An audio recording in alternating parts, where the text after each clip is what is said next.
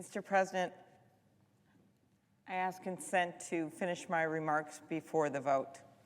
Without objection. Mr. President, I come to the floor today to honor a life lost, share in the grief of a family and a nation in pain, and call for this body to take action to reform a system that's been broken for too long. George Floyd should be alive today, but he isn't. He was murdered by police in my state, a death both horrifying and inhumane, but not unique. We literally saw his life evaporate before our eyes. The whole country saw it, the whole world saw it. We know that our community in Minneapolis and across America, our African American community, has seen this horror before and has experienced injustice for far too long. They've had enough. They are angry and in pain, and they are calling out for justice. And I see the leader is here, and I will. I'm waiting for Leader McConnell, so go right ahead. I want to hear your remarks. They've had enough. They are angry and in pain, and they are calling out for justice. Senators, we cannot answer with silence. That would make us complicit. We cannot answer with what the president called dominance. That would make us monsters. We cannot answer with using churches as props and Bibles as props and inflaming violence. We must answer with action. That's what makes us lawmakers. For 13 years here in Washington, change has come inch by inch when we should be miles ahead. I picked that time because that's when I first got here. That's when we first started doing work on crack cocaine and the sentencing disparity, and I've seen those changes, but it is inch by inch. First, there needs to be justice for George Floyd. There needs to be criminal accountability to the fullest extent of the law. Minnesota Attorney General Keith Ellison, with whom I've worked closely for years, has taken over the investigation and the prosecution of the case. And I have full faith in his conviction for justice in this case and beyond. Sweeping reform starts with accountability in this individual case, but it doesn't end there. We all know that these officers work within a bigger system.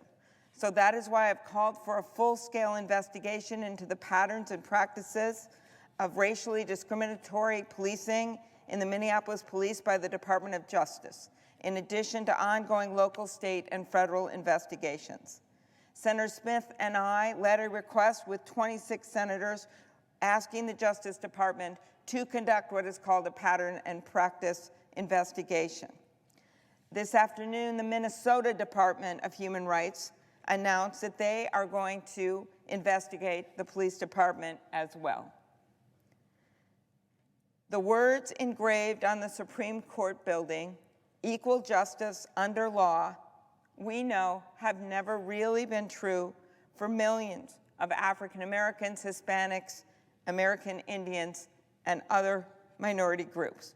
There is systematic racism at every level of our judicial system, and that calls for systematic change. We must take action to end unconstitutional, discriminatory policing across the country. We can start by making sure that police misconduct is independently investigated and that we hold officers criminally accountable when they break the law and violate the trust that is needed between law enforcement officers and the people they have sworn to protect.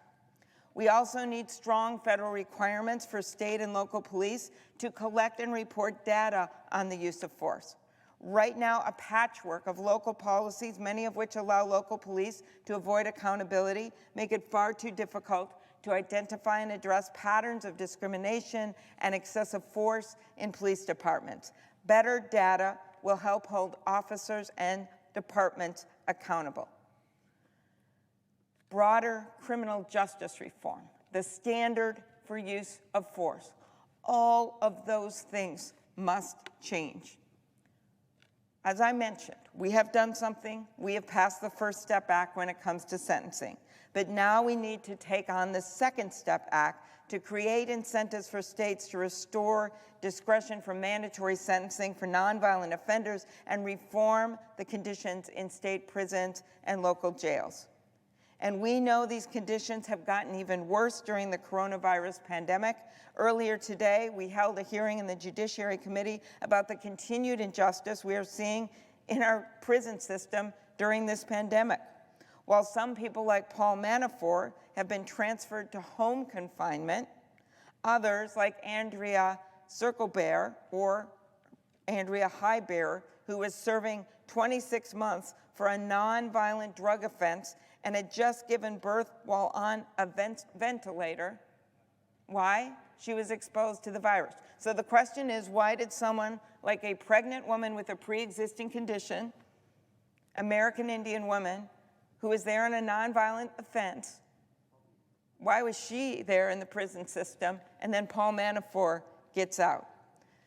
We should also create a diverse, bipartisan clemency advisory board, one that includes victim advocates as well as prison and sentencing reform advocates that would look at these issues from a different perspective.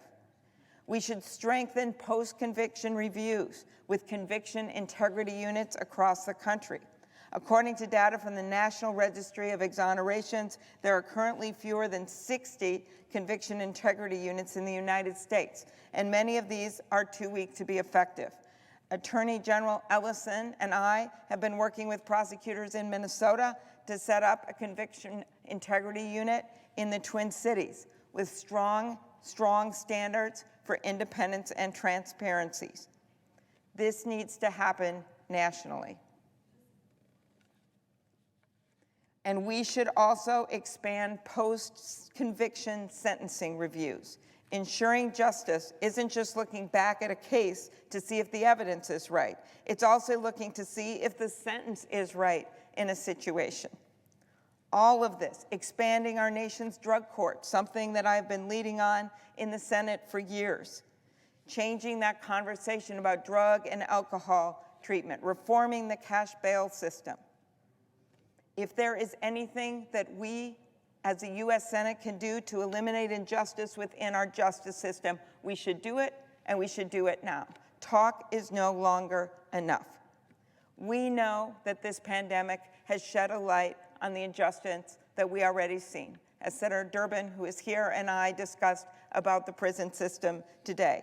We also see it in the number of people dying. In Louisiana, African Americans account for nearly 60% of deaths, but 33% of the population. In Georgia, a study of 8 hospitals found that 80% of their COVID-19 patients were African Americans, yet 30% of the population. The workers on the front line, the people that are working not just in the hospitals, not just in the emergency rooms, but in the grocery stores, driving the public transportation. They are getting this virus, this sometimes fatal virus, at a much higher rate. This calls for not only the reforms that I laid out and that I've been advocating for years, but it also calls for investment, like Jim Clyburn's plan to invest in underserved areas, impoverished areas that have been that way for a long, long time. Senator Booker is carrying that bill in the U.S. Senate. Martin Luther King once said that we are all tied in a single garment of destiny. Whatever affects one of us directly affects all of us indirectly. And that means, in the long term, an economy that works for everyone, with fair wages, with childcare, with retirement savings. Closing the wealth gap. Black and Latino households have only about 1/10 of the median net worth right now of white households. It means voting rights, the scene that we saw in Wisconsin where people were standing in the rain with homemade masks and garbage bags in the rain just to be able to vote, risking their lives and their health, while the President of the United States was able to vote in the luxury of 1600 Pennsylvania Avenue because he could get a mail-in ballot from Palm Beach, Florida. That's a split screen for you. That's why people are out peacefully marching. That's what they're angry about. It is police misconduct. It is the murder of George Floyd. It is the long-time economic disparities, but it is also the long-time suppression of the vote and the unfairness of all of this. This has been a devastating time for Minnesota. But as George Floyd's family, who I had the honor to talk with at length this weekend, said, we cannot sink to the level of our oppressors, and we must not endanger others during this pandemic. We will demand and ultimately force lasting change by shining a light on treatment that is horrific and unacceptable, and by winning justice. That's what they're talking about in Minnesota today. That was a spirit that I saw when my husband and I went to drop off food, where hundreds of people were there and thousands of bags of groceries, because their grocery store in that neighborhood had been burned to the core, because their stores had been looted, not by the peaceful, righteous marchers, but the people that were hiding behind them. I will end with this. A few years ago, I went to Selma, Alabama, with Representative John Lewis, like so many senators have done. I stood there on the bridge where he had his head beaten in. I was in awe of his persistence, his resilience, and his faith that this country could be better if only we put in the work. That weekend, after 48 years, the white police chief of Montgomery handed his police badge to Congressman Lewis and publicly apologized on behalf of the police for not protecting him 48 years before and not protecting his freedom marchers. I don't want it to take 48 years for my city and my state to heal, or for our nation to fix a justice system that's been broken since it was built. I want justice now. The people of this country deserve justice now. Everyone has a role to play in coming back from these crises. The protesters are shining a light on injustice that we pushed to the shadows for far too long. The frontline workers and volunteers are serving the communities they love, and they are looking to all of us to deliver the reforms we've promised, not just in speeches, not just in campaigns, but in reality.